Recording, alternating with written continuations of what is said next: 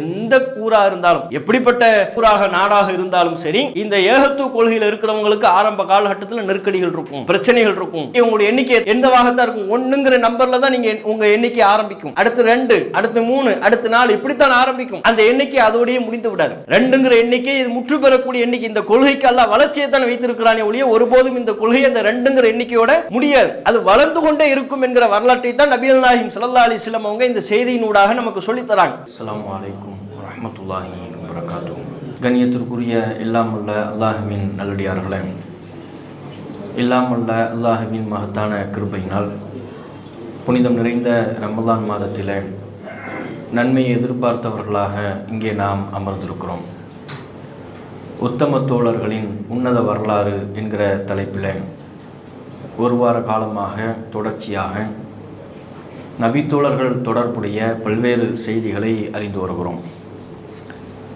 அதில் இறுதி தினமான இந்த தொடரில் இறுதி தினமான இன்றைய தினத்தில் குறிப்பிட்ட ஒரு நபித்தோழரின் வரலாறு என்றில்லாமல் 3 நபித்தோழர்கள் இஸ்லாத்தை ஏற்ற நிகழ்வை உங்களுக்கு நினைவுபடுத்த விரும்புகிறோம். அதில் முதலாவதாக நாம் தெரிந்து கொள்ளவிருக்கக்கூடிய நபித்தோழர்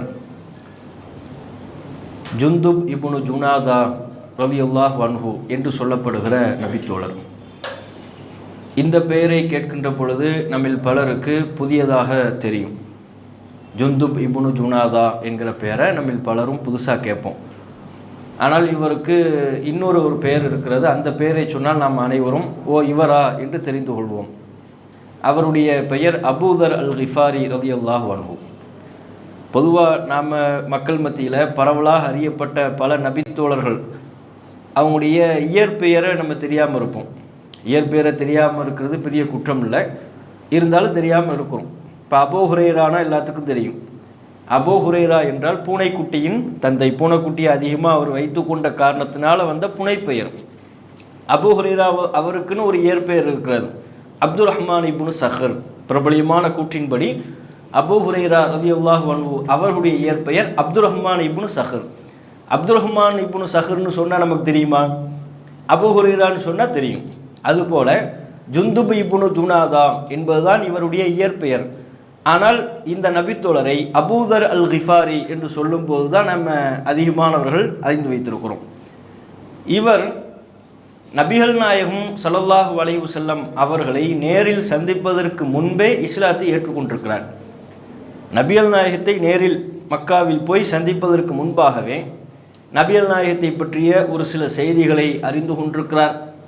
இஸ்லாம் தொடர்பான சில செய்திகளை அவர் தெரிந்து கொண்டிருக்கிறார்.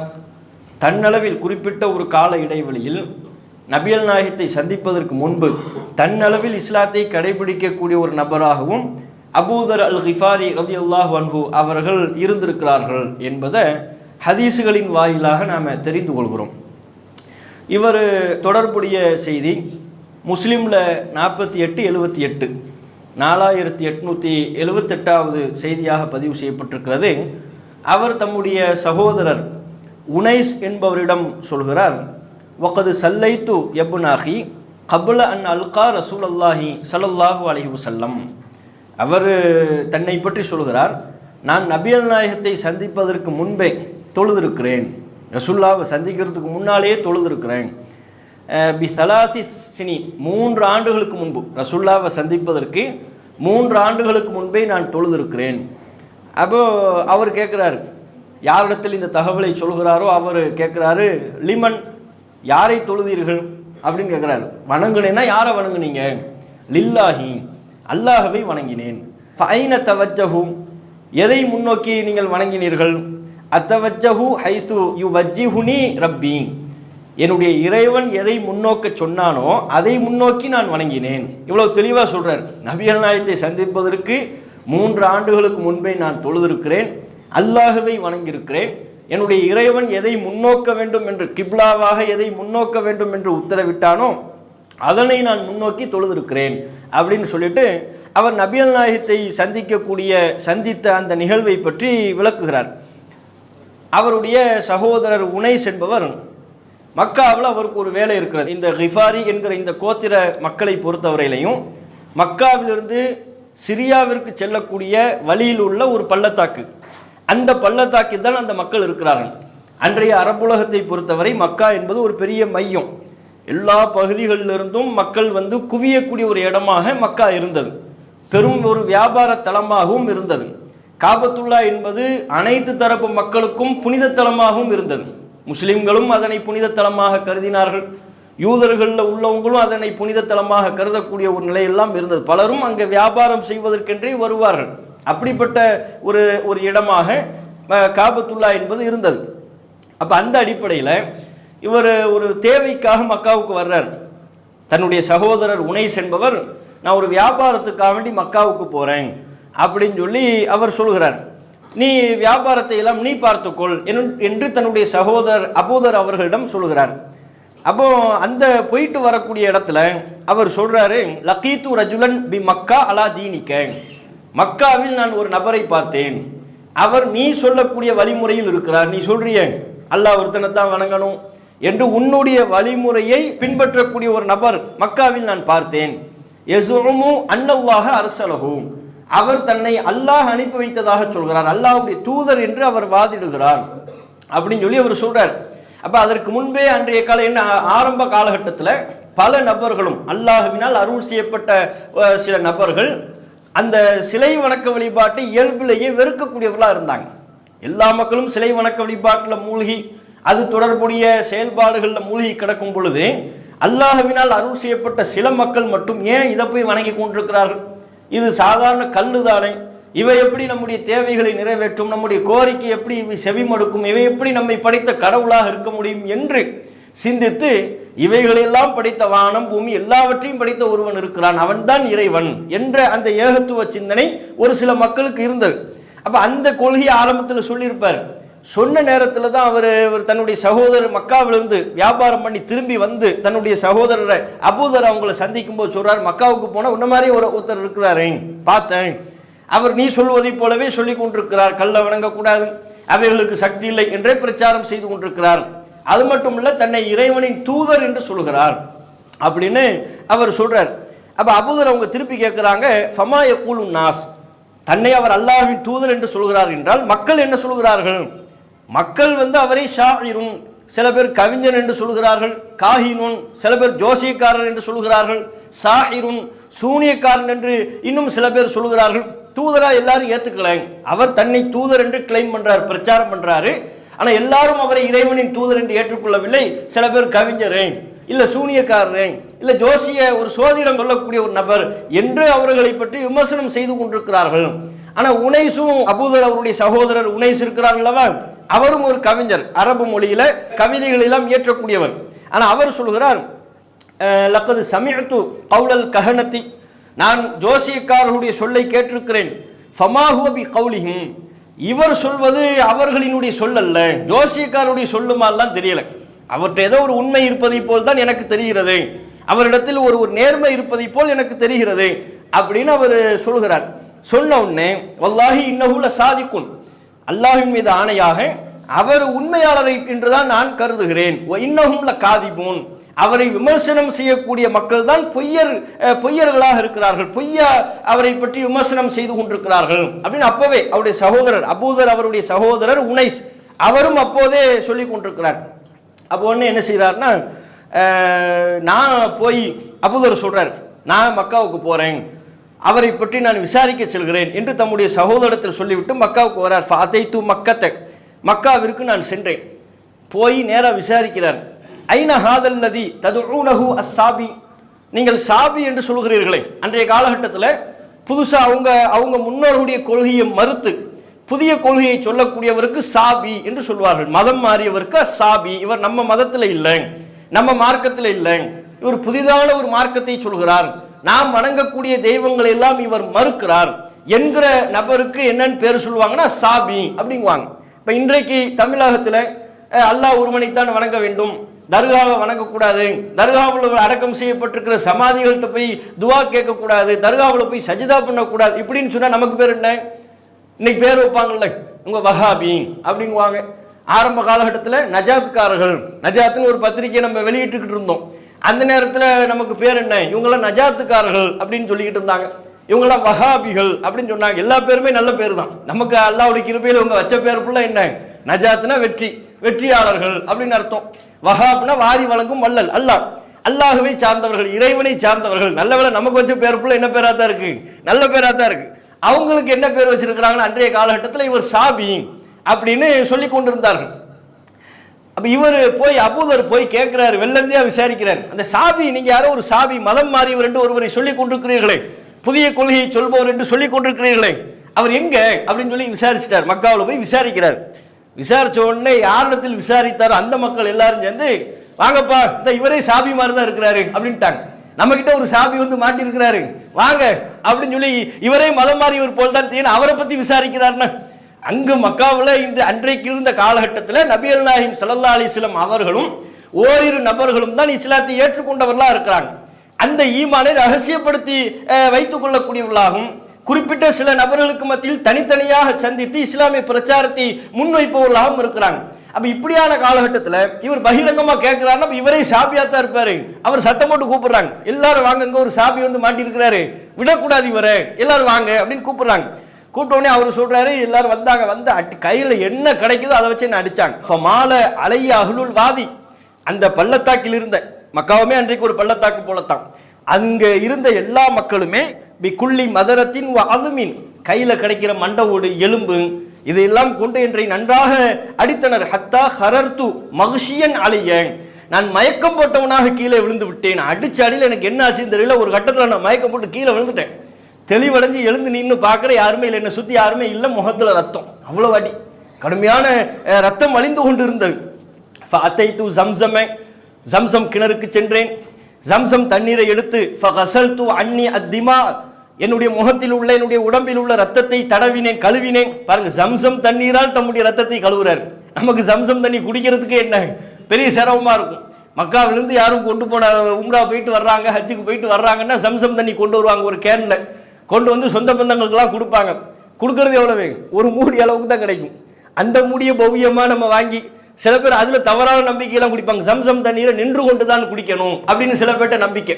தலையில தொப்பி போட்டிருப்பார்கள், ஆனால் தொப்பியை கழட்டி கொண்டு கொடுப்பார்கள். தலையை மறைக்காம தான் ஜம்சம் தண்ணீரை குடிக்கணும் அப்படின்னு. அப்படிலாம் இல்லை, எல்லா தண்ணீருக்கும் என்ன சட்டமோ அதுதான் ஜம்சம் தண்ணீருக்கும். ஜம்சம் தண்ணீருக்கு என்று ஒரு சிறப்பு இருக்கிறது. ஆனால் அந்த தண்ணீரை நின்று கொண்டு குடிக்க வேண்டும் என்பதோ, தலையை மறைக்காம வெளிப்படுத்தி, தலையில எதுவும் நம்ம ஒரு ஆடை இருந்தால், தொப்பி இருந்தால் அந்த தொப்பியை கழட்டி கொண்டு தான் குடிக்க வேண்டும் என்பதோ நபிகள் நாயகம் ஸல்லல்லாஹு அலைஹி வஸல்லம் அவங்க சொல்லி தந்த சட்டம்லாம் இல்லை. சாதாரண ஒரு தண்ணீரை நம்ம உட்கார்ந்து கொண்டு குடிப்பதை போலத்தான் ஜம்சம் தண்ணீரை. ஒரு அரிதான சந்தர்ப்பம், உட்கார முடியல, சிரமமாக இருக்கிறது, அந்த நேரத்தில் சாதாரண தண்ணீரை நின்று கொண்டு குடிக்கலாம் அல்லவா? அது போலவே ஜம்சம் தண்ணீரையும் அது போன்ற சந்தர்ப்பத்தில் நின்று கொண்டு குடிக்கலாம். இப்போ அப்படி இருக்குது. இப்போ நமக்கு ஜம்சம் தண்ணி கிடைக்கிறது பெரிய அபூர்வமா இருக்கும். ஆனா அவர் என்ன, நேர ஜம்சம் கிணறுக்கு போறாரு, உடம்புல உள்ள ரத்தத்தை எல்லாம் கழுவுறதுக்கு ஜம்சம் தண்ணீரை கொண்டு நான் என்னுடைய முகத்தில் உள்ள, உடம்பில் உள்ள ரத்தத்தை எல்லாம் கழுவினேன். ஓ ஷரிபுத்து மின் மாயிஹா, தேவைக்கேற்ப ஜம்சம் தண்ணீரை பருகவும் செய்தேன். இப்படியே 30 நாளுங்க, ஒரு மாசம் தங்கி இருக்கிறார் மனுஷன், ஒரு மாசம். இவ்வாறே உலகது லபிஸ்து சலாசீன பைன லைலத்தின் வயோமின், 30 நாட்களை நான் கடத்தினேன். மக்காவிலேயே அங்கேயே இருந்து 30 நாளை கடத்துறார். சாபி யாருன்னு கேட்டது தானே அடி, இவரை சாபின்னு சொல்லிட்டாங்களா, மதம் மாறியவர் யார், அந்த சாபி புதிய கொள்கையை சொல்பவர் யார் அப்படின்னு விசாரிச்சதுக்கு தான் அடி. அதுக்கப்புறம் உஷாராயிட்டார், யார்கிட்டையும் கேட்கக்கூடாது, பக்குவமா பார்த்து நிதானிச்சு யாராவது ஒரு நபரை தனிச்சு கண்டறிஞ்சு போய் விசாரிக்கணும்னு அவர் உஷாராயிட்டார். அதனால தான் 30 நாள் அங்கே தங்கிட்டார். மாக்கானலி தாமுன், எனக்கு உணவு உண்பதற்கு எந்த விதமான உணவும் இல்லை, இல்லா மாஉ ஜம்சம், ஜம்சம் தண்ணீரை தவிர சாப்பிட்றதுக்கு எந்த சாப்பாடும் இல்லை. அவர் வரும்போது கொஞ்சம் கொண்டு வந்திருப்பார் போல, அது தீர்ந்ததற்கு பிறகு எந்த உணவும் இல்லை, ஜம்சம் தண்ணீர் தான் எனக்கு உணவு, அதை தான் நான் குடித்து என்னுடைய பசியை போக்கி கொண்டு இருந்தேன். அந்த நேரத்தில் ஒரு பகல் நேரம், ஃபமா யதூஃபு பில் பைத்தி அஹதுன், காபத்துல்லாவில் யாரும் தவாஃப் செய்யவில்லை. ஒம்ரஅத்தானி மின்ஹும், 2 பெண்கள் மாத்திரம், ததுஉவானி இசாஃபன் வ நாயிலா, அங்குள்ள ஒரு சிலை, இசாஃப் என்பதும் நாயிலா என்பதும் 2 சிலைகள், ஒரு ஆண் சிலை ஒரு பெண் சிலை. அந்த சிலைகளை சுற்றி வந்து கொண்டிருந்தார்கள். அந்த சிலைகளை சுற்றி யாருமே தவாஃப் இல்லை. இப்போ அப்படி ஒரு நிலையை நம்ம பார்க்க முடியுமா? காபத்துல்லா அவ்வளோ ஃப்ரீயா இருக்கிறத நீங்க பார்க்க இயலுமா? எந்நேரம் லைவ் நம்ம பார்த்தாலும் சரி லட்சக்கணக்கான மக்கள் தவாஃப் என்று சுற்றி கொண்டே இருக்கு. ஒரு காலத்தில் ஹஜ்ஜுடைய சீசனில் மட்டும்தான் அப்படி இருக்கும். இப்போம்லாம் அப்படி இல்லை, எந்த நேரம் பார்த்தாலும். உம்ராவிற்கென்று செல்லக்கூடிய இடத்துல போய் கேட்டு பாருங்க.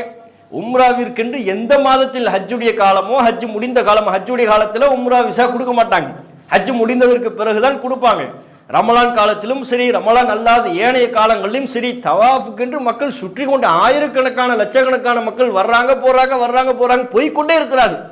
அவர் சொல்றாரு, அந்த நேரத்தில் காபத்துல்லாவில் யாருமே தவாஃப் பண்ணலை, ரெண்டு பேர், 2 பெண்கள் 2 சிலைகளை சுற்றி வந்து கொண்டு இருந்தார்கள். ஒரு ஆண் சிலை, ஒரு பெண் சிலை. இவர் சும்மா இருக்கணுமா, இல்லை ஏற்கனவே அடி வாங்கியிருக்கிறார்ல, அதுவரையிலையும் பொறுமையா இருந்தாலும் இந்த 2 பெண்கள் இந்த சிலையை சுற்றி வருவதை பார்த்துட்டு அந்த பெண்கள்கிட்ட சொல்றாரு, எதுக்கு இந்த சிலையை போய் சுத்திக்கிட்டு இருக்கிறீங்க, பேசாம அன்கிஹா அஹதஹுமா லுக்ரா, அந்த சிலைக்கு இந்த சிலையும் கல்யாணம் பண்ணி வைங்க அப்படின்ட்டார். கிண்டல் பண்றாரு. அவங்களுடைய வழிபாட்டை அவர் என்ன செய்யறாருன்னா கேலி கிண்டல் செய்து விட்டார். இன்னும் இஸ்லாமிய மார்க்கத்தினுடைய ஒழுங்குமுறையெல்லாம் அவருக்கு வரல. அப்ப தானே வந்திருக்கிறாரு, நபிகள் நாயகத்தை சந்திப்பதற்குன்னு வந்திருக்கிறாரு. பார்க்குறாரு 2 பெண்கள் சுத்திக்கிட்டு இருக்கிறாங்களா, இதை போய் சுத்திக்கிட்டு இருக்கிறீங்களே, பேசாம இந்த சிலைக்கு அந்த சிலைக்கும் கல்யாணம் பண்ணுவீங்க அப்படின்ன உடனே அந்த பெண்களுக்கு கோபம் வந்துருச்சு. அந்த பெண்கள் சொல்றாங்க, லவ்கான ஹாஹூனா அஹதுன் மின் அன்ஃபாரினா, எங்கள் குலத்தை சார்ந்த எங்கள் ஆண்கள் யாரும் இங்கு இருந்திருப்பார்கள், ஆனால் நடப்பதே வேறு, இப்படியா பேசிக்கிட்டு இருக்கிறியே, இந்த வர்றேன்னு கிளம்பிட்டாங்க, 2 பேரும் போறாங்க. இப்படி பேசி கொண்டிருக்கிறீர்களா, எங்க ஆண்கள் இந்த சபையில இருந்திருப்பார்கள், ஆனால் நடப்பது வேறு என்று எச்சரிக்கை செய்துவிட்டு 2 பேரும் போறாங்க. போய் ஒரு பெரிய கும்பல் எதுவும் கூட்டு வருவாங்களான்னு இவர் நினைத்துக்கிட்டு இருப்பாரு போல இருக்கு. அவர் போனார்னா அங்கே 2 பேர் வர்றாங்க. அந்த 2 பேர்கிட்ட பேசிக்கிட்டு இருக்கிறாங்க. அந்த இருவர் யாருன்னு பின்னால் தான் சொல்றாரு, நபிகள் நாயகமும் அபூபக்கர் அவர்களும். இந்த 2 பெண்கள் இந்த சம்பவத்தை கடந்து சென்ற பொழுது எதிரில் காபத்துல்லாவை தவாஃப் செய்வதற்காக வேண்டி நபிகள் நாயகம் ஸல்லல்லாஹு அலைஹி வஸல்லம் அவர்களும் அபூபக்கர் அவர்களும் வருகிறார்கள்.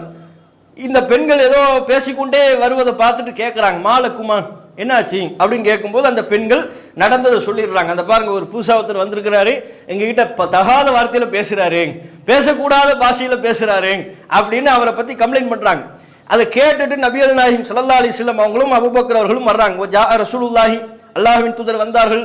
ஹத்தா இஸ்தலமல் ஹஜர், ஹஜருல் அஸ்வதி முத்தமிட்டார்கள். ஓ தாஃப பில் பைத்தி ஹுவ வ சாஹிபுஹு, அவரும் அவருடைய தோழரும் அபூபக்கர் அவர்களும் இருவரும் காபத்துல்லாவை தவாஃப் செய்தார்கள். சும்ம சல்லா, பிறகு தொழுதார்கள். ஃபலம்மா கலா ஸலாத்தஹு, தன்னுடைய தொழுகை யாருமே இல்ல, தன்னுடைய தொழுகையை முடித்து விட்டதற்கு பிறகு அபூதர் அவங்க சொல்றாங்க, நான் அவருக்கு நபிகள் நாயகத்திற்கு சலாம் சொன்னேன்.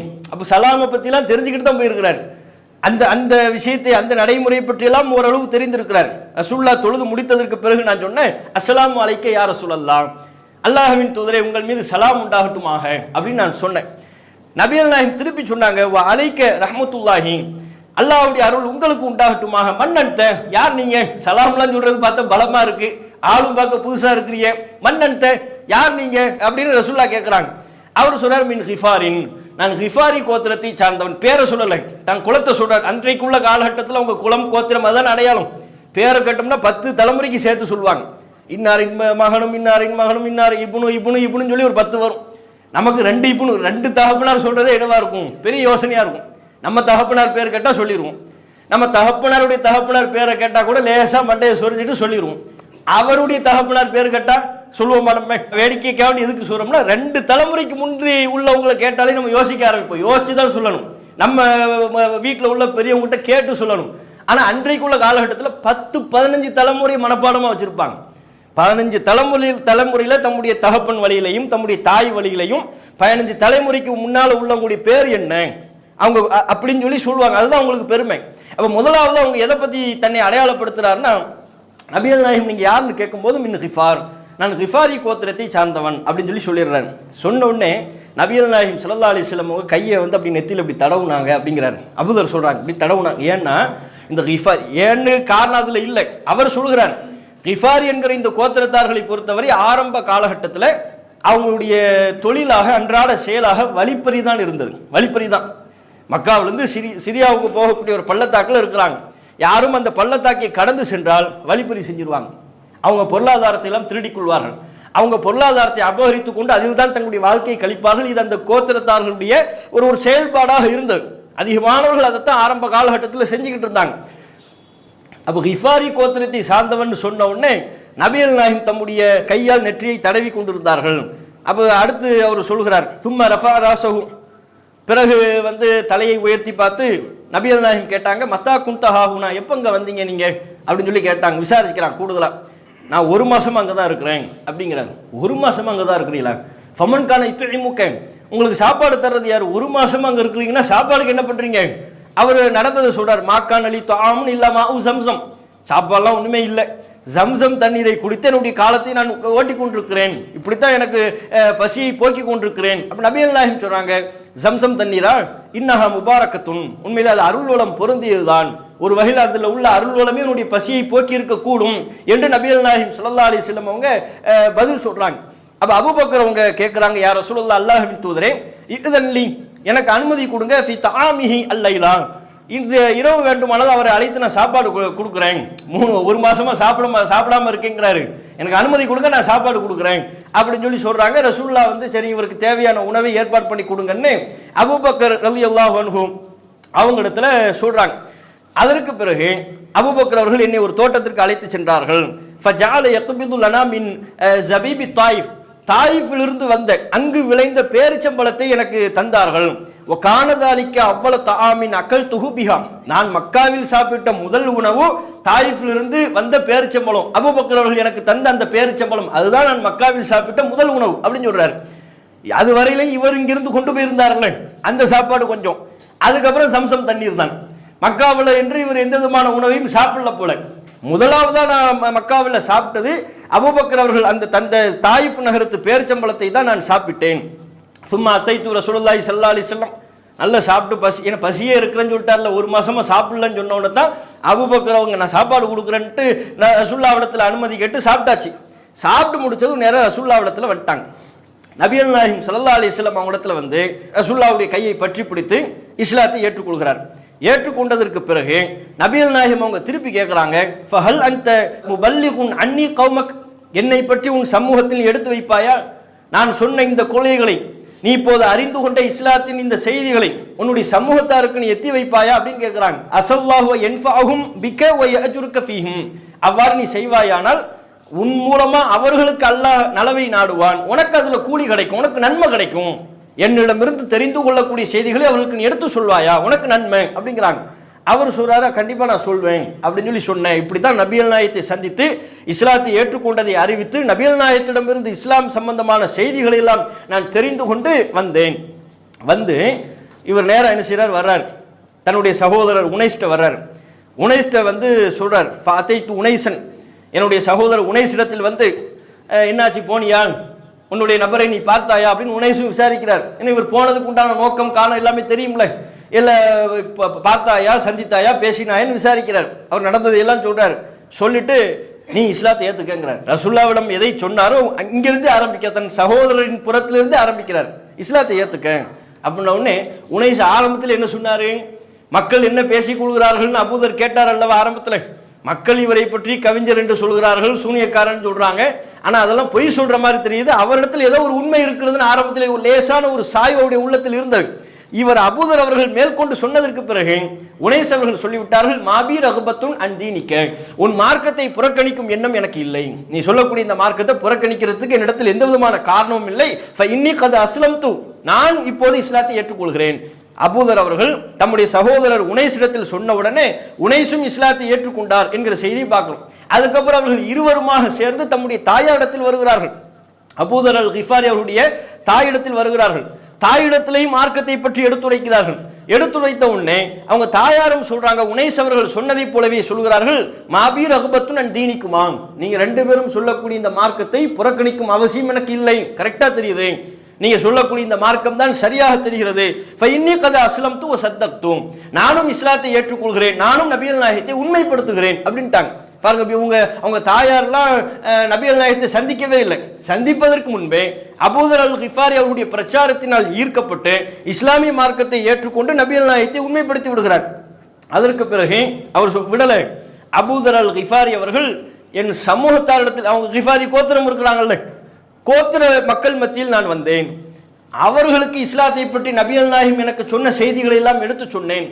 ஒரு கட்டத்தில் என் சமூகத்தாரில் பாதி பேர் இஸ்லாத்தை ஏற்றுக்கொண்டார்கள், பாதி பேர் இஸ்லாத்தை ஏற்றுக்கிட்டாங்க.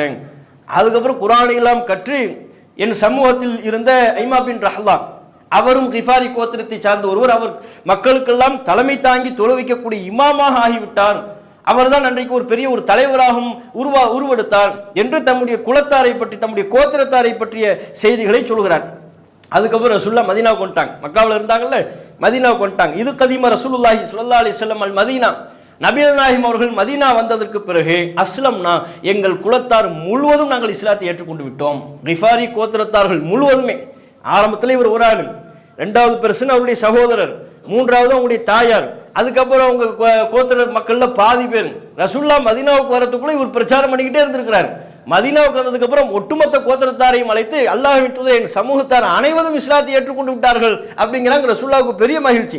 அந்த மகிழ்ச்சியை வெளிப்படுத்தக்கூடிய விதமாக அவங்க கோத்திரத்தார்கள் இஸ்லாத்தை ஏற்றுக்கொண்ட அந்த வேளையிலேயே அஸ்லம் என்கிற ஒரு கோத்திரத்தார், கிஃபாரி கோத்திரத்தாரினுடைய சகோதர ஒரு கிளை, அது அவங்களும் ஒரு சகோதர கோத்திரம். அன்றைக்குள்ள அரபு மக்கள் கிளை கிளையாக கோத்திரம் வாரியாகத்தான் இருந்தாங்க. அவங்க ஒரு கோத்திரத்தார், அஸ்லம் கோத்திரத்தார் வர்றாங்க, ரசூலுல்லாஹ்வை சந்திக்கிறாங்க. மதீனாவுக்கு வந்து சந்தித்து அவங்க சொல்றாங்க, யா ரசூலல்லாஹ், அல்லாஹ்வின் தூதரே, இஹ்வத்துனா, எங்களுடைய சகோதரர்கள் இருக்கிறார்கள் அல்லவா, கிஃபாரி கோத்திரத்தை சார்ந்தவர்கள், நுஸ்லிமு அலல்லதி அஸ்லமு அலைஹி, அவர்கள் எதன் பேரில் இஸ்லாத்தை ஏற்றுக்கொண்டார்களோ அதன் பேரில் நாங்களும் இஸ்லாத்தை ஏற்றுக்கொள்கிறோம் அப்படின்ட்டாங்க. அவங்க எங்க சகோதர கோத்திரம், அவங்க ஒரு மார்க்கத்தை, ஒரு தீனை ஏற்றுக்கொள்வார் என்றால் அதுல உண்மை இருக்கும். அபூதர் அவர்களும் பிரச்சாரம் செய்திருக்கிறார்கள், சகோதர கோத்திரத்தாருக்கும் அஸ்லம் என்கிற இந்த கோத்திரத்தாருக்கும் நாங்களும் இஸ்லாத்தை ஏற்றுக்கொள்கிறோம் என்று சொல்லிவிட்டார்கள். சொன்ன உடனே ரசூலுல்லாஹ்வுக்கு பெரிய மகிழ்ச்சி. அவங்க கோத்திரத்தாருடைய பேரை சொல்லியே ஒரு துவா மாதிரி செய்கிறாங்க. எப்படி ஒரு செய்தியை சொல்கிறார்கள். என்ன சொல்கிறார்கள்? அபூதர் அவர்களுடைய குலம் கோத்திரம் என்ன? கிஃபாரி என்கிற அந்த கோத்திரத்தார்களுடைய வகையை சார்ந்தவர்கள். ரசூலுல்லாஹ் சொல்றாங்க, கிஃபார் கோத்திரத்தாரை சார்ந்தவர்கள், கஃபரல்லாஹு லஹா, அல்லாஹ் அவர்களை மன்னித்து விட்டான். கிஃபார்னாலே மன்னிப்புன்னு அர்த்தம். கிஃபார் கஃபார்னு சொல்றோம்ல, கிஃபார்னா என்ன? மன்னிப்பு.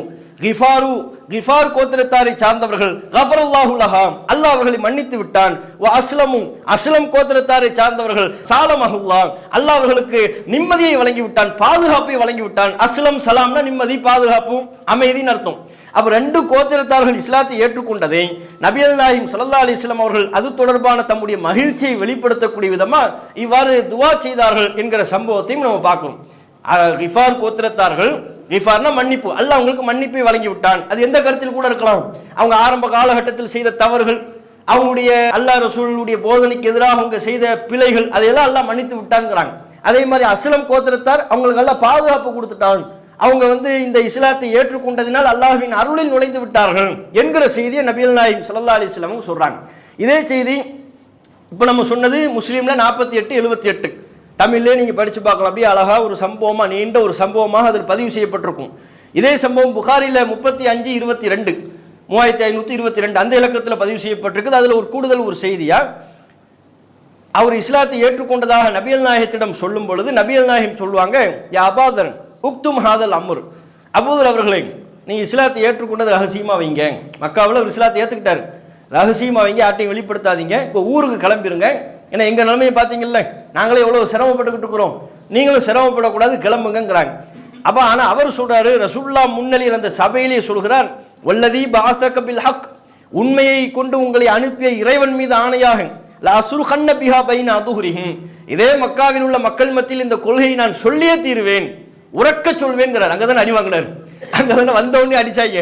அதையெல்லாம் பொருட்படுத்தாம அவர் சொல்றார், லஅஸ்ருஹன்ன பிஹா பைன அதுஹுரிஹிம், இந்த மக்கள் மத்தியில் இந்த கொள்கையை நான் முழங்கியே தீர்வேன் அப்படிங்கிறார். ஃபஜா இலல் மஸ்ஜித், பள்ளிவாசல் காபத்துல்லாவுக்கு வர்றார்.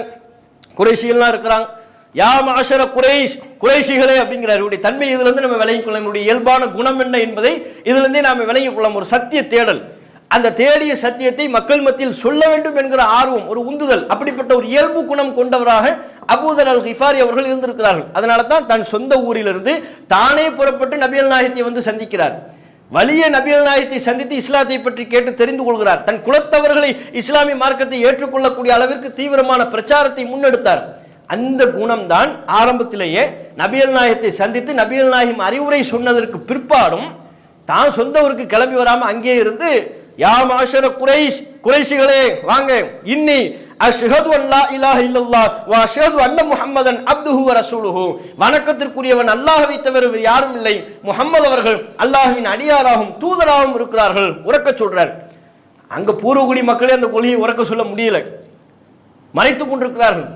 ரசூல்லா மறைத்துக்கொள் என்று சொன்னதற்கு பிறகும் நேரம் அப்படிலாம் என்ன சத்தியம்னு தெளிவானதற்கு பிறகு என்னால் மறைக்க, அவருடைய இயல்பு அதெல்லாம் மறைக்க முடியாது. அங்கே போய் சொல்லுவேன்னு சொல்றாரு. சொன்னோடனே மறுபடியும் மறுபடியும் என்ன, எல்லா மக்களும் சேர்ந்து அதை அடிக்கிறாங்க, அவர் மேலே ஏறி மிதிக்கிறார்கள். பல பேர் சேர்ந்து அவர் மேலே ஏறி மிதிக்கிறார்கள். உடனே அபூபக்கர் அவங்க வர்றாங்க, அவங்கள விலக்கி விட்டு, என்னப்பா இவரை போய் அடிக்கிறீங்க, யாரு தெரியுமா, கிஃபாரி கோத்திரம். அந்த கோத்திரத்தை காட்டி பயம் காட்டுறாரு. கிஃபாரி கோத்திரம், உங்களுக்கு ஷாமுக்கு போற எண்ணம் இருக்கா இல்லையா, இங்கிருந்து சிரியா வழியா தானே போவீங்க, அப்ப இந்த குலத்தாரை நீங்கள் தாண்டித்தானே செல்ல வேண்டும், நீங்கள் பாதுகாப்பாக இருக்கணுங்கிற எண்ணம்லாம் உங்களுக்கு இல்லையா, இந்த குலத்தாரை பற்றிய பயம்ல இவரை அடித்த செய்தி அவங்களுக்கு தெரிஞ்சா என்ன ஆகுறது அப்படின்ட்டாங்க. இவரை அடித்த செய்தி கிஃபாரி கோத்திரத்தார்களுக்கு தெரிந்தால் என்ன ஆகும், அதனால இவர் அடிக்காதீங்க அப்படின்னு சொல்லி சொல்றாரு. முதல் நாள் தான் அடி வாங்கிட்டார்ல, ஆல்ரெடி வந்தவொடனே அடி வாங்கிட்டாரு ஒன்று, இப்போ ரெண்டாவது பிரச்சாரம் பண்ணும்போது அடி வாங்கிட்டாரு. திரும்பவும் ரசூல்லா அபூபக்கர் கிளம்புங்கிறாங்க, கிளம்ப மாட்டேங்க தான் இருப்பாங்க, மக்காவில் இருக்கிறாரு, அதான் 30 நாள் இருந்திருக்கிறார்ல மொத்தமா, அதை விட கூடுதலாகவே இருந்திருக்கிறார். இதன்படி இருந்து மறுநாளும் பிரச்சாரம், காபத்துல்லாவுக்கு போறாரு, முற்றத்தில் நிற்கிறார், யா மாஷர குறைஷிங்கிறாரு, வர்றாங்க கேட்குறாங்க அடிக்கிறாங்க. 2வது நாள் 3வது நாள் யா மாஷர குறைஷிங்கிறாரு, ஆக இவருக்கு இதே வேலையா இருக்குன்னு அடிக்கிறாங்க.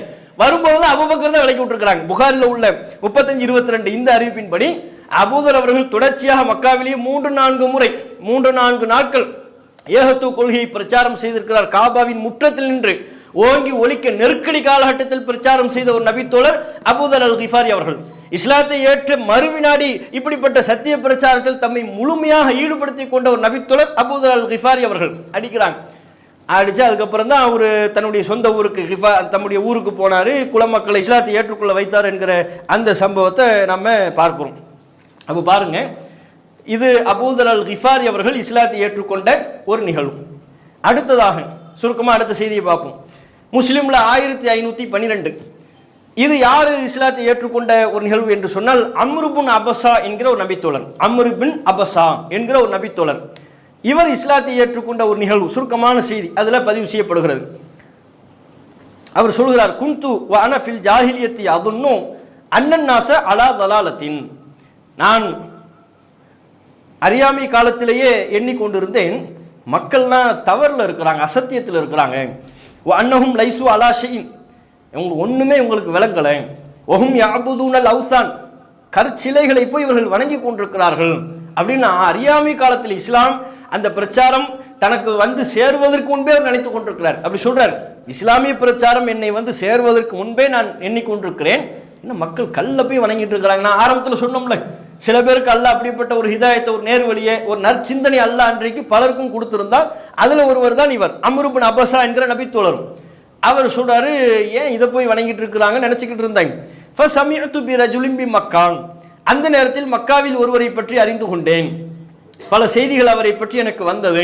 தன்னை இறைவனின் தூதர் என்கிறார், ஒரு இறைவனைத்தான் வணங்க, இவருடைய எண்ணத்திற்கேற்ப இவர் எதையெல்லாம் வெறுக்கிறாரோ அதையெல்லாம் தப்புன்னு பிரச்சாரம் பண்ற மாதிரியான ஒருவர் மக்காவில் இருக்கிறார், அந்த செய்தி எனக்கு வந்தது. ஃபகஅத்து அலா ராஹிலத்தி, வாகனத்தை கிளப்பி கொண்டு மக்காவை நோக்கி நான் சென்றேன். ஃபகதிம்து அலைஹி, நபிகள் நாயகம் ஸல்லல்லாஹு அலைஹி வஸல்லம் அவரிடத்தில் வந்தேன். ரகசியமா தான் போனேங்கிறார், ரகசியமா போனேன். இவர் அபூதர் மாதிரி அந்த சாபி எங்கன்னு கேட்கல, நேராக ரகசியமா போய் ரசூல் ஸல்லல்லாஹு அலைஹி வஸல்லம் அவங்கள போய் நான் சந்திச்சு ரசூல்லா இடத்துல இவர் கேட்கிறாரு, மா அந்த, நீங்க யாரு அப்படிங்கிறாரு. எப்படி இப்போ சத்திய தேடலை தான் இதுல இருந்து நம்ம தெரிஞ்சுக்கணும். நீங்க யார், மா அந்த, நீங்க யாரு, உங்க விஷயம் என்ன, மா அந்தனா நீங்கள் சொல்லக்கூடிய விஷயம் என்ன, நீங்க யாரு, நீங்கள் சொல்லக்கூடிய விஷயம் என்ன, இரண்டையும் உள்ளடக்கியதுதான் மா அந்த. வெறுமனே நீங்க யாருன்னு கேட்கறதா இருந்தா மண் அந்தன் கேட்டா போதும், மண் அந்த நீங்கள் யார் அப்படின்னு அர்த்தம். மா அந்தன் கேட்கறதா இருந்தா நீங்க யாரு, உங்க விஷயம் தான் என்ன, நீங்க என்ன சொல்றீங்க, என்ன கிளைம் பண்றீங்க அப்படிங்கிற பொருள்பட உள்ளது. இப்போ மா அந்த அப்படிங்கிறாங்க. அப்போ அவர் சொல்ற, ஆனா நபியுன், நபிகள் நாயகம் சொல்றாங்க, ஆனா நபி ரசூலுல்லாவுக்கு ஆரம்பத்தில் அதுதாங்க வேலை. இவ்வளோ பெரிய சிரமமான, ஒவ்வொரு பகுதியிலிருந்தும் வருவாங்க, தன்னை நபின்னு அந்த காலகட்டத்தில் சொல்றதுன்னா சும்மாவா, இறை தூதர் என்று அன்றைய காலகட்டத்தில், அதுவும் ஐயாமுல் ஜாஹிலியா அறியாமை காலம் என்று சொல்லப்படுகிற கொலையில சர்வசாதாரணமாக ஈடுபடக்கூடிய, தவறிலேயே உழன்று கொண்டிருக்கிற, விபச்சாரம் உங்களுக்கு சர்வ சாதாரணம், பெண் குழந்தைகளை உயிரோடு புதைப்பது சர்வ சாதாரணம், மது அது தவறே அல்ல, எல்லா விதமான சகல தீமைகளையும் சாதாரணமாக கருதி கொண்டிருக்கிற ஒரு காலத்துல ஒருவர் தன்னை இறைவனின் தூதர் என்று சொல்லி அதில் வெற்றி வாகை பெற்று வருவதெல்லாம் சாதாரண விஷயம் இல்லை. வர்றவங்களுக்கெல்லாம் பதில் சொல்லணும். அப்போ வர்றாங்க, அவர் வந்து கேட்குறாரா மாந்தனோன்னு ஆனால் நபியும் ரசூல்லா சொல்கிறாங்க நான் நபி. அவர் திருப்பி கேட்குறாரு உமா நபியும், நபினா என்ன, நபினா அப்படின்னா என்ன அப்படின்னு கேட்குறாரு. அரசலனி அல்லாஹ், அல்லாஹ் இணை தூதராக அனுப்பியிருக்கிறான். ரசூல்லா எவ்வளோ பொறுமையாக பதில் சொல்கிறாங்க பாருங்க. அரசலனி அல்லாஹ், அல்லாஹ் இணை தூதராக அனுப்பியிருக்கிறான். அதுக்கும் திருப்பி கேட்குறாரு ஒபி ஐய ஷையின் அரசலக், எந்த விஷயத்தை கொண்டு அல்லாஹ் உங்களை அனுப்பியிருக்கிறான் அப்படிங்கிறார். அதற்கும் பொறுமையாக அரசலனி பிஸ்லத்தில் அர்ஹாம், உறவுகளை பேணி நடக்க வேண்டும் என்று அல்லாஹ் என்னை அனுப்பியிருக்கிறான், அதை சொல்ல அனுப்பியிருக்கிறான். வ கஸ்ரில் அவுத்தான், சிலைகளை வணங்கக்கூடாது என்று சொல்ல என்னை அனுப்பியிருக்கிறான். வ ஐயு வஹதல்லாஹு லா யுஷ்ரகு பிஹி ஷைஉன், அல்லாஹ் ஒருவன் தான் வணங்கப்பட வேண்டும், அவனுக்கு இணை கற்பிக்கப்படக்கூடாது, இந்த செய்தியினை சொல்வதற்காக இந்த செய்தியை கொடுத்து அல்லாஹ் என்னை அனுப்பியிருக்கிறான் அப்படிங்கிறான். திருப்பி கேட்கிறார் ஃபமன் மஅக்க அலா ஹாதா, இந்த கொள்கையில் உங்களோட இப்போ யார் இருக்கிறா, நீங்கள் ஒரு ஆள் தான் இருக்கிறீங்களா, இந்த கொள்கையில் உங்களோடு இருப்பவர் யார் அப்படின்னு கேட்குறாங்க. அந்த நேரத்தில் நபிகள் நாயகம் ஸல்லல்லாஹு அலைஹி வஸல்லம் சொல்கிறாங்க ஹுர்ருன் வ அப்துன், என்னோடு ஒரு சுதந்திரமானவர் ஒரு அடிமை, ரெண்டு பேர் தான் இருக்கிறாங்க. சுதந்திரமானவர்னா யார், அபூபக்கர், அவங்க அடிமைனா பிலால். ஒரு சுதந்திரமானவர் ஒரு அடிமை, இந்த ரெண்டு பேர் தான் என் கூட இருக்கிறாங்க. ஹதீஜா அவங்க தன்னுடைய மனைவி என்கிற கருத்தில் அந்த கவுண்டை கொண்டு வரல. அவங்க ரசூல் ஸல்லல்லாஹு அலைஹி வஸல்லம் அவங்க ஆரம்ப காலகட்டத்திலேயே ஹதீஜா அம்மையார் அவங்க ரசூலா உண்மைப்படுத்திடுறாங்கல்ல, அவங்களே இந்த கவுண்டில் கொண்டு வரல, வெளியிலிருந்து கவுண்டை சொல்கிறாங்க. ரெண்டு பேர் அபூபக்கர் பிலால், ஒரு சுதந்திரமானவர் ஒரு அடிமை, இந்த ரெண்டு பேர் தான் என் கூட இருக்கிறாங்க அப்படின்னு சொல்லி சொல்கிறாங்க. இதை கேட்டுட்டு எல்லா கேள்வியும் கேட்டு பதிலை வாங்கிட்டு அவர் சொல்கிறார் இன்னி முத்தபிஉக்க, இன்றிலிருந்து நானும் உங்களை பின்பற்றுகிறேன் அப்படின்ட்டார். இன்றிலிருந்து நானும் உங்களை பின்பற்றுகிறேன்.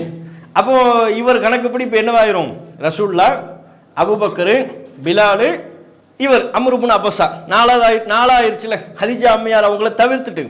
அதனால இவர் என்ன சொல்வாராம், ஆரம்ப காலகட்டத்தில் தாரகுத்னியில் பதிவு செய்யப்பட்டிருக்கிற செய்தி, இவர் ஏனைய தோழர்கள்ட்ட ஒரு காலத்தில் இஸ்லாத்தில் 4இல் ஒரு பகுதியாக நான் இருந்தேன் அப்படின்னு வரோம், இஸ்லாத்தில் 4இல் ஒரு பகுதியாக நான் இருந்தேன் அப்படின்னு சொல்லி சொல்வாராம்.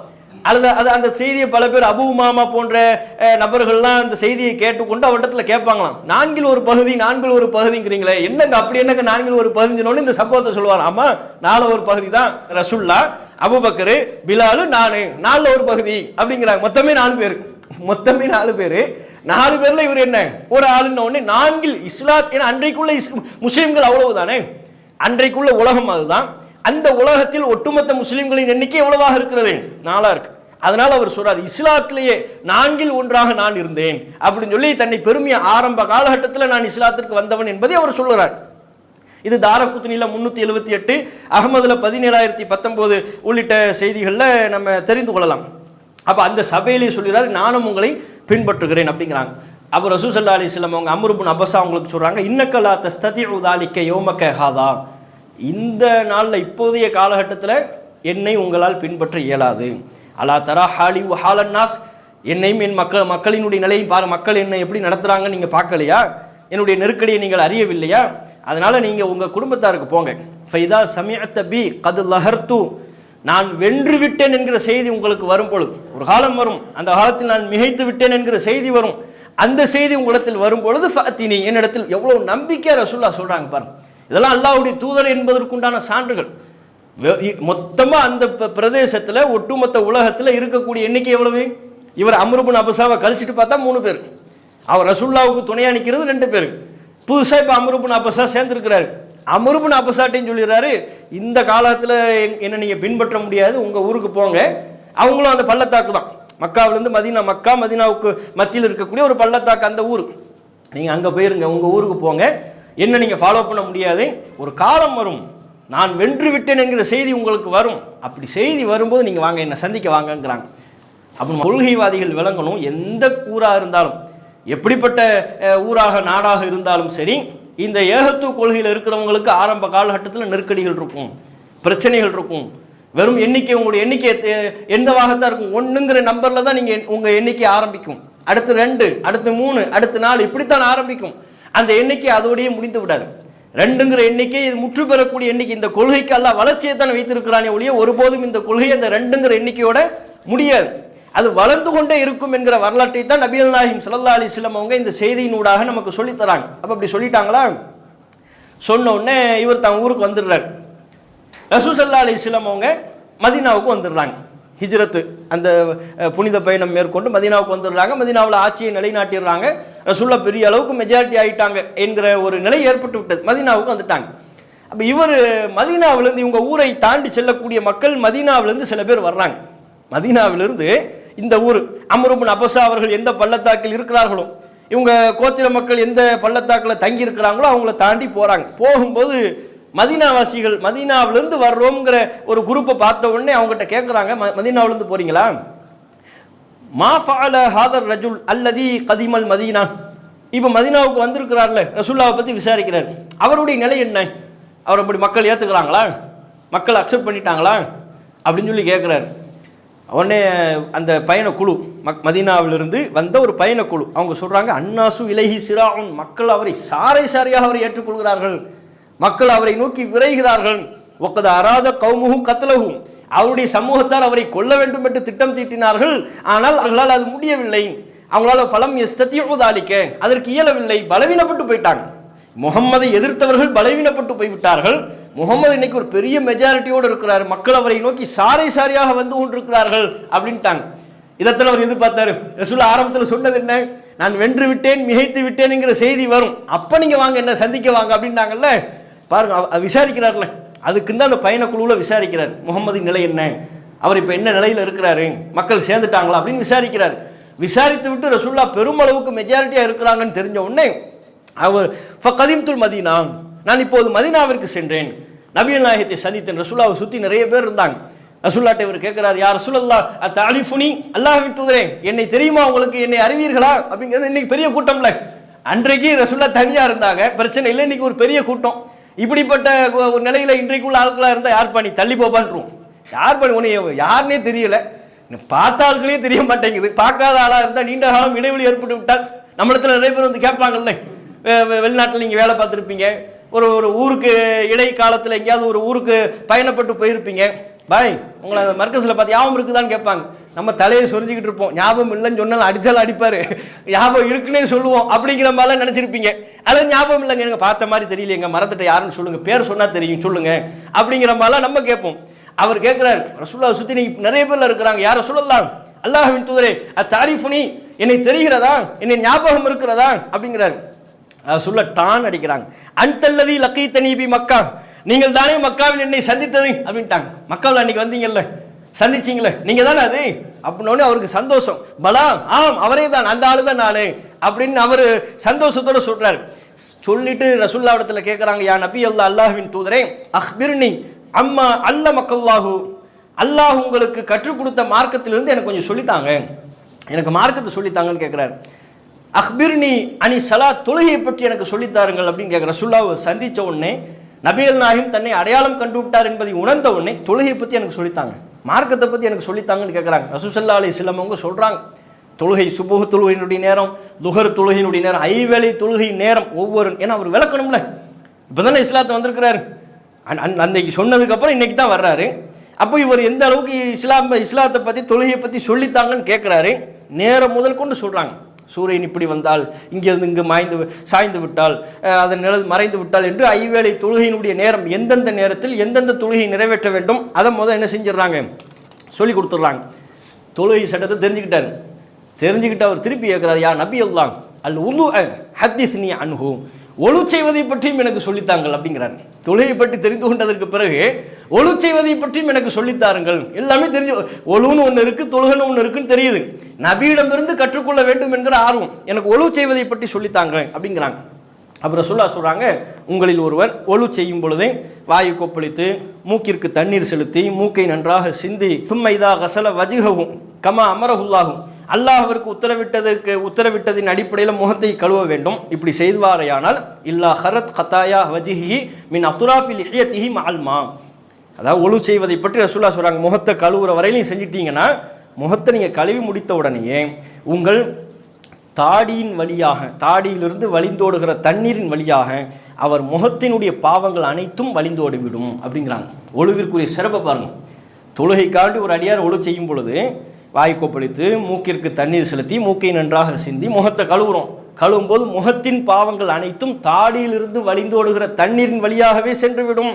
சும்ம யகுசிலு எதைஹி இலது மிர்ஃபகைன், பிறகு அவர் தம்முடைய இரு கரத்தையும் மூட்டு வரை அவர் கழுவாரையானால் இல்லா ஹர்ரத்து ஹதாயா எதைஹி மின் அனாமிலிஹி மஅல்மா, அவருடைய நகத்திலிருந்து விரல் இருக்குல்ல, விரல் நகத்திலிருந்து வழிந்தோடுகிற தண்ணீரின் மூலம், விரலிலிருந்து வழிந்தோடுகிற தண்ணீரின் மூலம் அவருடைய கையால் செய்த தீமைகள் எல்லாமே அழிக்கப்பட்டு விடும், வழிந்தோடிவிடும். சும்ம யம்சஹு ரஅஸஹு, பிறகு அவர் தம்முடைய தலையை மசகு செய்வாரையானால், பாருங்க ஒன்றும் இல்லை, கையை நினைச்சு மசகு செய்யறோம் அவ்வளவுதான். அதுக்கு ரசூலுல்லாஹ் சொல்றாங்க சும்ம யம்சஹு ரஅஸஹு, அவர் தம்முடைய தலையை மசகு செய்வாரையானால் இல்லா ஹர்ரத்து ஹதாயா ரஅஸிஹி மின் அத்ராஃபி ஷஅரிஹி மஅல் மா, தலை நீரிலிருந்து வழிந்தோடுகிற தண்ணீர், அதுல இருந்து ஒரு சொட்டு வெளியேறும் அல்லவா, அந்த தண்ணீரின் மூலம் அவருடைய ஏனைய பாவங்கள், அவருடைய தலையின் பாவங்கள் எல்லாம் மன்னிக்கப்பட்டு விடும். சும்ம யக்ஸிலு கதமைஹி இலல் கஅபைன், தம்முடைய இரு கால் பாதங்களையும் கணுக்கால் வரை நன்றாக கழுவி விடுவாரையானால் இல்லா ஹர்ரத்து ஹதாயா ரிஜ்லைஹி மின் அனாமிலிஹி மஅல் மா, அவருடைய கால் விரல்களின் ஊடாக வெளியேறுகிற தண்ணீரின் மூலம் காலால் செய்த பாவங்கள் அனைத்தும் வழிந்தோடி விடுகிறது. எப்பேற்பட்ட சிறப்பு! தொழுகைக்கு இன்னும் அவர் வரல, தொழுகைக்கு ஒழு தான் செய்கிறோம். அந்த ஒழு செய்கின்ற பொழுதே அல்லாஹ் இவ்வளவு சிறப்பை கொடுக்கலாம். நபிகள் நாயகம் ஸல்லல்லாஹு அலைஹி வஸல்லம் அவங்க சொல்றாங்க ஃபைன் ஹுவ காம ஃபஸல்லா, அதுக்கப்புறம் அவர் எழுந்து தொழுகைக்காக வேண்டி நின்று தயாராகி ஃபஹமிதுல்லாஹு வ அஸ்னா அலை, தொழுகையில் ஓத வேண்டியவற்றை ஓதி அல்லாஹ்வை புகழ்ந்து அவர் தொழுகிறார், அல்லாஹ்வை உரிய விதத்தில் கண்ணியப்படுத்துறார். வ ஃபர்ரக கல்பஹு லில்லாஹ், தம்முடைய உள்ளத்தை அல்லாஹ்வுக்கென்று ஒருமுகப்படுத்துறார், ஒருமுகப்படுத்தி கவனச்சிதறல்களுக்கெல்லாம் இடமில்லாமல் தொழுகிறார். அப்படி தொழுது விடுவார். அதனை முக்கியம், கவனச்சிதறல் ஏற்படாமல் தொழுகிறது தான் பெரிய விஷயம். இன்றைக்கு நம்ம பலரும் தொழும்போது எத்தனை ரக்கா தொழுகிறோம்னே நமக்கு என்னவா இருக்கும் தெரியாமல் இருக்கும். இமாம்னு ஒருத்தர் இல்லைன்னு வைங்க, நம்ம நிலையெல்லாம் பெரிய படாது பாடு படணும். ஏன்னா அவர் தான் நம்மளை கூட்டு போறாரு. அல்லாஹ் அக்பர்னா என்ன அர்த்தம்? வா ருக்குக்கு வா, நின்னது போதும், ருக்குக்கு வான்னு கூட்டு போறாரு. திரும்ப ருக்குவிலிருந்து நிலைக்கு அழைத்து செல்கிறார், திரும்ப சஜிதாவிற்கு அழைத்து செல்கிறார். இப்போ இமாம் தான் முழுமையாக நம்மளை தொழுகைக்கு அழைச்சிட்டு போடுறாரு. ஒரு ரக்கா தாமதமாக வந்தோம்னு வைங்க, அப்போவே கன்ஃபியூஸ், குழப்பம் வருதா இல்லையா? நம்ம பலருக்கு ஒரு ரக்கா தான் தாமதமாக வந்திருப்போம், சலாம் கொடுத்து முடிச்சிருவாரு இமாம். சலாம் கொடுத்து முடிச்சவனு இவருக்கு அப்போ குழப்பம் வந்துடும், ஆஹா நம்ம ஒரு ரக்காத் தான் மிஸ் பண்ணோமா அல்லது 2 ரக்காத் மிஸ் பண்ணோமா தெரியலையே. அப்போ என்ன செய்யறது? நம்ம வலப்பக்கத்தில் பாய் வந்தார்ல, அவர் நம்ம கூட தான் வந்தார். அவர் எழுந்தா எழுவோம், அவர் தொழுதா சலாம் கொடுத்தா நம்மளும் சலாம் கொடுத்துருவோம். அந்த கசத்தலர் அவரும் நம்மள மாதிரியே நினைப்பார், அவரும் மறந்துருப்பார். இவர் எழுந்தா நாம எழுவோம், சலாம் கொடுத்தா சலாம் கொடுத்துருவோம். 2 பேரும் சஜிதாவில் போட்டி போட்டுக்கிட்டு கிடப்பாங்க. ஏன்? இவர் இவரை பார்க்க, அவர் இவரை பார்க்க. அந்த அளவுக்கு மறதி கேசா நம்ம இருப்போம், அவ்வளோ பலவீனமானவர்களாக நாம் இருப்போம். ஆனால் அது வேறு எண்ணங்களுக்கு இடமளிக்காம தொழுகிறது, வேறு எண்ணங்கள் வர்றதுனால தான் அப்படிப்பட்ட பாதிப்புகள் வருது. அது இயல்பது பலவீனம். அந்த பலவீனத்திற்கு அல்லாஹ் பெரிய அளவில் குற்றம் பிடிக்கிறது இல்லை. ஆனால் தொழுகைக்குரிய முழுமையான சிறப்பை நாம் பெற வேண்டும் என்று சொன்னால் அல்லாஹ்வின் தூதர் அவர்கள் சொன்ன ஃபர்ரக கல்பஹு லில்லாஹி, தம்முடைய உள்ளத்தை அல்லாஹ்விற்கென்று ஒருமுகப்படுத்தி, வேறு எண்ணத்துக்கெல்லாம் இப்படி தொழுகிறோம்னா தொழுதுகிட்டே இருக்கணும். திடீர்னு என்ன முன்னால் உள்ள ஒரு சட்டையை பார்ப்போம், சட்டையை பார்த்துக்கிட்டு என்ன இதே மாதிரி சட்டை நம்ம கிட்ட இல்லையே, எது தொழுகையில் அல்ஹம்துலில்லாஹி ரப்பில் ஆலமீன் ரஹ்மான் ரஹீம் ஓடிக்கிட்டு இருக்கும். வர்ற பெருநாவுக்கு இன்ஷா அல்லாஹ் இந்த மாதிரி ஒரு சட்டையை எடுத்துட வேண்டியதுதான். எது எல்லா முடிவும் தொழுகையில தான் அடிப்பார். திடீர்னு வியாபாரம், ரமலானுக்கு எல்லாரும் வியாபாரம் பண்ணுறாங்க, அவங்களுக்குலாம் லாபம் வருது, நமக்கு எந்த கடை ஓப்பன் பண்ணாலும் க்ளோஸ் ஆயிடுதே.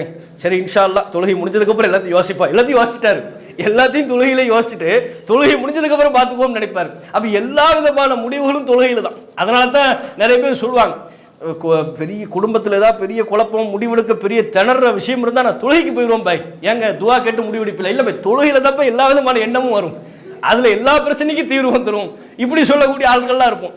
அப்போ அந்த மாதிரி இல்லாமல் வேறு எண்ணங்களுக்கு இடமளிக்காமல் ஒரு தொழுது விடுவார். சொல்ல சிறப்பு சொல்கிறாங்க பாருங்க. இந்த செய்தி முஸ்லீமில் 1512 15-12 எவ்வளோ பெரிய சிறப்பு பாருங்க. இல்லன் சரஃப மின் ஹதி அத்திஹி கஹை அத்திஹி யோம வலதத்துஹு உம்முஹு, அவருடைய எல்லா தவறுகளும் பாவங்களும் மன்னிக்கப்பட்டு அன்று பிறந்த பாலகனை போல் ஆகிவிடுகிறார்.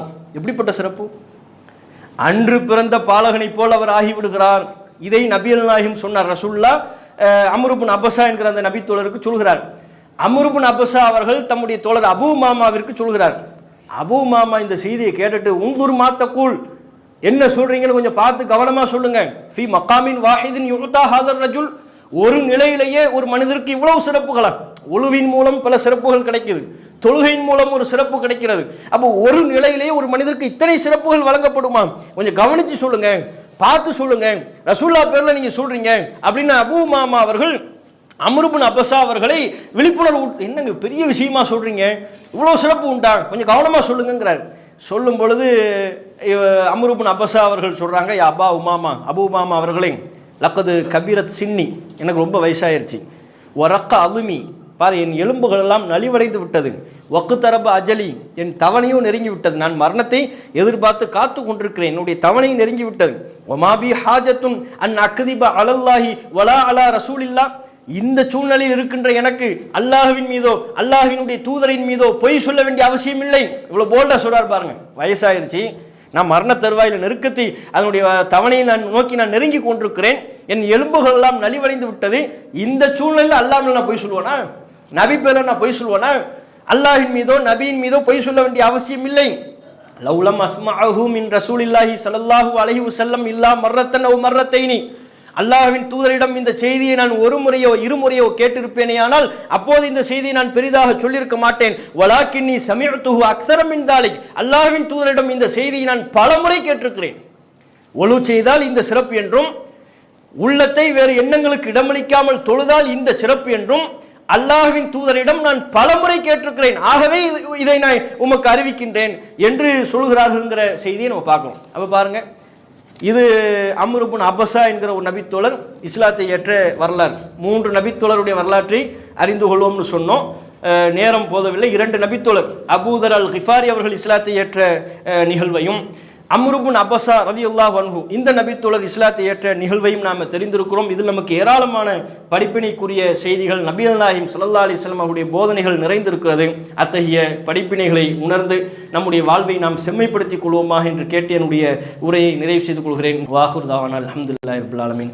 அஸ்ஸலாமு அலைக்கும் வரஹ்மத்துல்லாஹி வபரகாத்துஹு. அல்லாஹு அக்பர். அல்லாஹ்